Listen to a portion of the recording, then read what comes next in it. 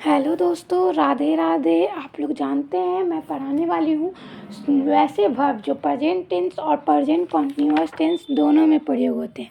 जैसे लाइक है सी का प्रयोग देखते हैं। सी का प्रयोग अगर देखना के अर्थ में होता है तो इसमें प्रेजेंट टेंस का प्रयोग होता है। जैसे we see with our eyes, ना कि हम लोग बोल सकते we are seeing with our eyes, गलत हो सकता है।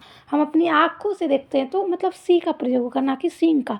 फिर दूसरा प्रयोग अगर हम लोग देखते हैं, सी का प्रयोग अगर मिलना के अर्थ में होता है तो उसमें हम लोग ना कि प्रेजेंट कंटीन्यूअस टेंस का प्रयोग करते हैं। जैसे he is seeing me today, वह मुझसे आज मिल रहा है, तो मिल रहा है तो हम लोग प्रेजेंट कंटीन्यूअस टेंस का प्रयोग किए। और जब देखना का अर्थ हुआ तो हम लोग प्रेजेंट टेंस का प्रयोग किए। ओके, अगर हम लोग ने जाना सीइंग देखने में प्रेजेंट टेंस और सी मिलने में प्रेजेंट कंटीन्यूअस टेंस।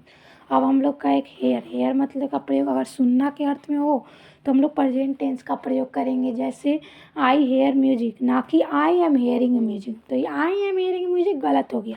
फिर हेयर का अगर सुनवाई के अर्थ में हो तो कंटीन्यूअस टेंस में प्रयोग करते हैं। द जज इज हेयरिंग द केस, न्यायाधीश मुकदमे की सुनवाई कर रहे हैं। तो इसमें क्या होगा, प्रेजेंट कंटीन्यूअस टेंस का प्रयोग होगा। हम लोग ने सी देख लिया, हेयर का प्रयोग देख लिया। अब लुक का प्रयोग देखते हैं। लुक का प्रयोग अगर देखना के अर्थ में हो तो प्रेजेंट टेंस का ही प्रयोग करते हैं। The girl looks beautiful. अगर look for, look into, look on हो तो इसके साथ हम लोग प्रेजेंट कंटीन्यूअस टेंस का प्रयोग करते हैं। ठीक है, तो हम बता सकते हैं he is looking for his हैंडkerchief।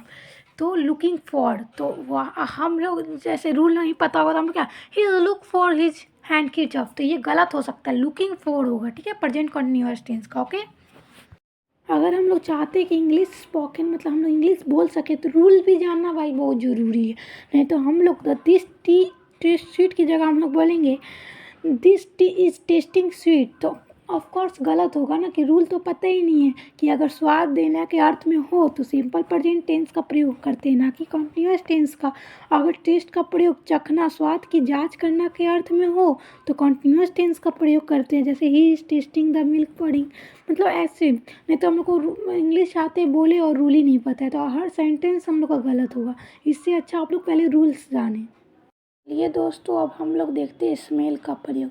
अगर महकना के अर्थ में हो तो इसका प्रयोग सिंपल टेंस में होता है, ना कि कंटीन्यूअस टेंस में। जैसे द फ्लावर स्मेल स्वीट, तो इसमें प्रेजेंट टेंस का प्रयोग हुआ। अगर हम लोग को रूल ही नहीं पता हो तो हम लोग बोलेंगे the flower is smelling sweet, तो ऑफकोर्स गलत होगा। फिर अगर स्मेल का प्रयोग जब हम लोग नाक पर सटाकर कोई चीज़ सुनते हैं कि उसका महक कैसा है, तब हम लोग बोल सकते हैं he is smelling the flower, वो नाक पर सटा कर फूल सूंघ रहा है। तो इसमें प्रेजेंट कंटीन्यूअस टेंस का प्रयोग होगा।